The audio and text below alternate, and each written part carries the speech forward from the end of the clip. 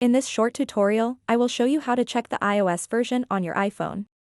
Knowing the iOS version is essential for various reasons, such as determining if your device is up to date or identifying compatibility with certain apps and features. Checking it is a quick and straightforward process.